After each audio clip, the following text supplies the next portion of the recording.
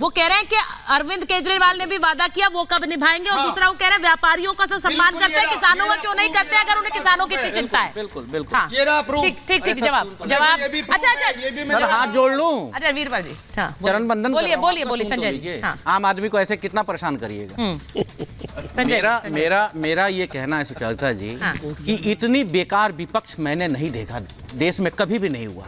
चाहे वो कांग्रेस हो, सपा हो, बसपा हो, आम आदमी पार्टी हो, टीएमसी हो। मैंने नहीं बोला सर, मैंने नहीं बोला सर, प्लीज आप बोले सर। ठीक है बोलिए संजय जी जल्दी से। इतना गलत विपक्ष मैंने नहीं देखा। इनके पास ताकत होते हुए भी किसान परेशान है, इनके पास ताकत होते हुए भी महिलाएं परेशान है, इनके पास ताकत होते हुए भी यूथ परेशान है, इनके पास ताकत होते हुए भी एमएसपी नहीं दे रही है किसान को। इससे गंदा काम कभी भी नहीं। लेकिन तब भी 24 में आ रहे हैं। विपक्ष को तो मैं कहता हूं हटा करके सत्ता में बैठाना जरूरी नहीं।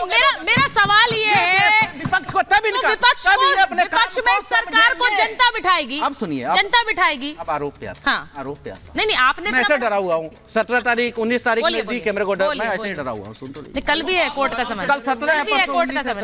चलिए आगे। मैं ये कह रहा हूँ पूरी ताकत लगा दो, चुनाव ही तो जीतना है। जो किसान, जो नौजवान, जो महिला, चाहे वो किसी के ऊपर आरोप लगे, कुछ भी हो, उसे नकार दो सिरे से। ये देश की आवाज नहीं, ये सरकार विरोधी आवाज है, ये देश को बदनाम कर रहे हैं, ये प्रधानमंत्री को नाराज कर रहे हैं। ठीक है, सुन लीजिए पहले बात को, जो भी करना है आप करिए। उन महिलाओं का सम्मान मत करिए जो जंतर मंतर पर बैठ कर रोती रही, जो देश का सम्मान बढ़ाने का काम किया था। क्योंकि उसमें बीजेपी का बीजेपी के सांसद थे। संजय जी आज के दिन महिलाओं के सम्मान की बात मत करिए। वहाँ संदेश खाली में क्या हो रहा है उस पर एक नेता ने आपके बोले नहीं है, आपके नेता का बयान आया उस पर।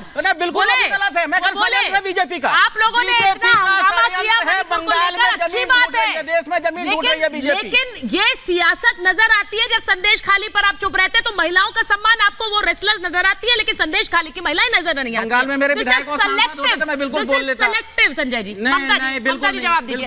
नहीं है, कौन से नेता का बयान है? आम आदमी पार्टी के कौन से नेता ने बयान दिया कि ममता बनर्जी को वहां देखना चाहिए? वह गलत हो रहा है, बोला किसी ने?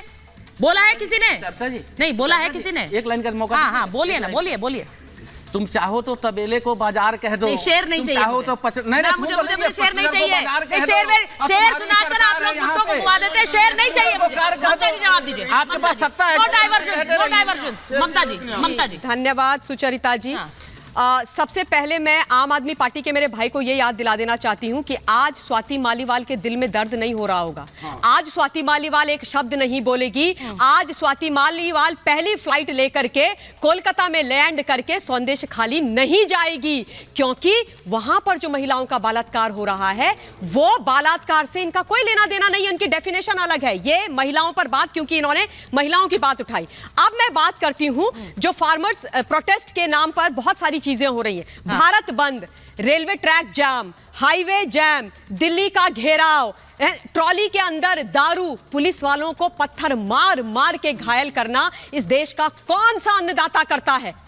किस अन्नदाता ने करा है? सबसे ज्यादा जो आत्महत्याएं हुई हैं वो कांग्रेस काल में इस देश के अन्नदाता ने करी है। उस समय भी हमारे अन्नदाता ने लाठी पत्थर नहीं उठाया। 1-2 करोड़ रुपए की मर्सिडीज कौन से अन्नदाता के पास है? और मुझे बताइए, उत्तराखंड से मैं भी हूं, आप भी हैं, सीमांत और छोटा कौन सा किसान यहां पर है किसके पास ऐसे 2-2 करोड़ रुपए की मर्सिडीज होती हैं? देखिए, अगर कोई मतभेद है, मैंने कल भी आपके चैनल पे बोला था, तो बातचीत से हल होगा। लेकिन वार्तालाप का बहिष्कार किया जा रहा है, वार्तालाप करने नहीं दी जा रही है। और ये लोग आज बात करेंगे कि हम ये जो किसान आंदोलन है ये सही है। राहुल गांधी आज किसानों के पक्ष में कह रहे हैं कि रैली निकालूंगा मैं, भारत जोड़ो न्याय यात्रा करूंगा मैं। ये वही राहुल गांधी और वही कांग्रेस पार्टी है सुचरिता जी, जिन्होंने एपीएमसी हटाने की बात करी थी। क्या एपीएमसी की बात जो कानून आए थे किसान वाले, वो नहीं थे? उसमें नहीं थी वो सारी चीजें? तो मतलब ये मुंह और मसूर की दाल, ये पूरब और पश्चिम की बात करेंगे। ये गंदी और घटिया राजनीति आज किसानों के कंधों पर बंदूक रख करके करेंगे। और उसके बाद ये उम्मीद करेंगे कि पूरे देश को इस आग में जला दिया जाए, चौधरी पुष्पेंद्र हमारे साथ को बदनाम कर दिया जाए। ये नहीं चलेगा भाई। चौधरी पुष्पेंद्र जी भी जुड़े हुए हैं और भानु प्रताप जी भी जुड़े हुए हैं, और 2 सम्मानित किसान नेता हैं, मैं उनसे पूछूंगी जरा। चौधरी जी, आपने ममता जी की बात सुनी है, चौधरी पुष्पेंद्र जी, मेरा सवाल यह है कि आज राजनीतिक दल भले ही ये कहते रहे हम आएंगे सत्ता में तो आपको एमएसपी देंगे, ये कितना व्यावहारिक है सर? ये व्यावहारिक इसलिए पूछ रही हूं क्योंकि अगर देश की अर्थव्यवस्था को चलाने का जो पैसा है उसमें से 50 से 70% का पैसा सिर्फ एमएसपी में दे दिया जाए तो ये देश कैसे चलेगा? सवाल ये मेरा आपसे। भानु जी को भी स्क्रीन पर रखिए। मेरे लिए अगर 2-2.5 मिनट का टाइम हो प्लीज बोलें तो स्पष्ट कर देता हूँ। बोलें। देखिए, जो एमएसपी की फसलें हैं वो लगभग उनकी पूरी वैल्यू अगर कैलकुलेट करी जाए तो वो 15 लाख करोड़ रुपए की है। अगर सारी ही कोई फसल खरीदने चले 15 लाख करोड़ रुपए की है। लेकिन क्योंकि किसान वर्ग जो है 60-70 करोड़ की आबादी है, तो उसका 1/3 हिस्सा गांव में ही कंज्यूम हो जाता है जो कभी मार्केट में नहीं आता। तो 5 लाख करोड़ की फसलें वो खत्म हो जाती हैं वहीं। दूसरा 1/3 हिस्सा 5 लाख करोड़ की फसलें ऑलरेडी एमएसपी पे गेहूं है, धान है, कॉटन है और गन्ना है, वो सब बिक रही हैं, उसमें कोई दिक्कत नहीं है। ठीक है। केवल 5 लाख करोड़ रुपए की जो फसलें हैं वो प्राइवेट सेक्टर जो खरीदता है वो ऑन एन एवरेज 25-30% नीचे खरीदता है।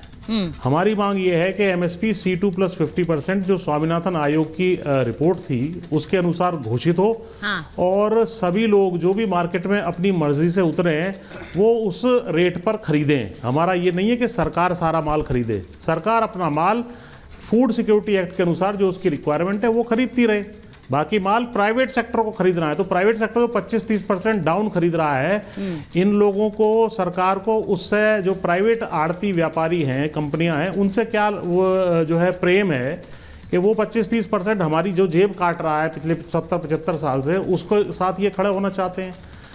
कोई 1 रुपया भी इसमें नहीं आना है। इस विषय में मैंने एक आर्टिकल भी इंडियन एक्सप्रेस में लिखा था, मिनिमम सपोर्ट मैक्सिमम गेन। नहीं, आप जो चौधरी साहब बात कर रहे हैं 2021 का आर्टिकल है, कोई भी व्यक्ति पढ़ सकता है। नहीं, आपने चौधरी साहब जो बात कही है, क्योंकि मैं सिर्फ इस बात को इस नजरिए से देखना चाह रही हूँ, समझना चाह रही हूँ, जो हमारे दर्शक भी देख रहे हैं कि क्या ये मांग व्यवहारिक है। आपने कहा सरकार ना खरीदे, प्राइवेट प्लेयर्स खरीद ले और प्राइवेट प्लेयर्स उस कॉस्ट पर खरीदे। हाँ, अब देखिए मुझे, हाँ बोलिए। मैं ये कह रहा हूँ कि सरकार सुप्रीम कोर्ट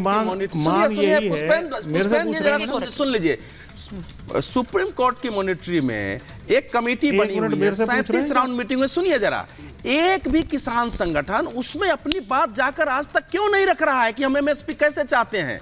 उस कमेटी बुलाती रही है, उसकी बैठकें होती रही है, राज्यों के साथ बैठकें होती रही है। कोई किसान संगठन जो आंदोलन में है ये वहां जाने के लिए तैयार नहीं है कि हम अपनी बात रखें। रिपोर्ट उस कमेटी को देनी है, सुप्रीम कोर्ट की मॉनिटरिंग है। अनेक स्टेट गवर्नमेंट ने इससे हाथ उठाया है कि हमें नहीं कर पाएंगे। तो सवाल ये, अच्छा पुष्पेंद्र जी का हिसाब मैं बरसों से जानता हूं, हमारे बहुत पुराने दोस्त हैं क्योंकि हम मिलते रहे हैं। इनका अपना हिसाब होता है, लेकिन टोटल जो एवरेज हिसाब देश में मिलाया जाए, केंद्र और राज्यों को मिला दिया जाए तो अलग अलग वेरिएशन, लेकिन मिनिमम बताया गया है कि 15 लाख करोड़ तो मिनिमम खर्च आएगा। कोई 20 लाख। मेरा इंटरेस्ट इस बात में है कि रोड़ा कहाँ अटका है, इससे अलग ना रहो, ऑब्स्टेकल का है। भानु प्रताप जी चली जाती है। नहीं, लेकिन क्या इसके लिए लाठी डंडा तलवार लेके आंदोलन होगा? मैं तो ये ऐसा आंदोलन अगर होगा तो फिर हर कोई फिर सड़क पर उतरकर देश का वातावरण खराब होगा, उतरेगा।